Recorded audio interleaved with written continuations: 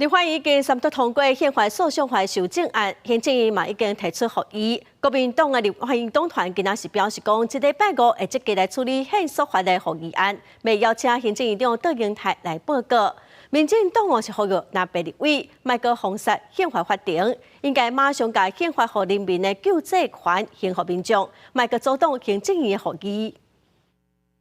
行政院伫初二针对立法院最近三读修正通过宪法诉讼法部分条文提出合议，按算伫一礼拜五要交予立法院专业委员会审查。民进党呼吁那边重新审议修法是毋是合理，唔当互宪法法庭无法度运作，侵害人民的诉讼权。半数的大法官现在因届期任满，所以现在我们的宪法法庭是只有8位大法官，所以。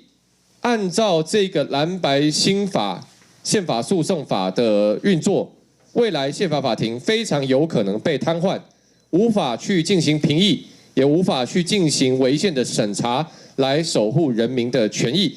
宪法法庭没有被瘫痪啊，他只要赖清德总统赶快提出合适的人选，就是所谓专业的、有独立性的，不要只有一直在提这个绿油油。我相信台湾民众党。跟国民党都会过这个人选啊，很快的大法官的人选，新的人选就可以产生，马上就可以开会了。面对着合议案的审查，是不是要邀请行政院长列席？调下意见无同。民进党希望那边无信任内阁的团队，会让发动倒戈，所以总统解散国会和国会全面解散。那如果有一个全新的民意来运作，我想。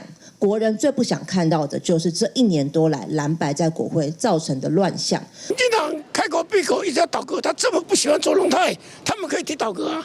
也看到了很多的公民团体已经对于国民党的立委来发起了罢免的联署。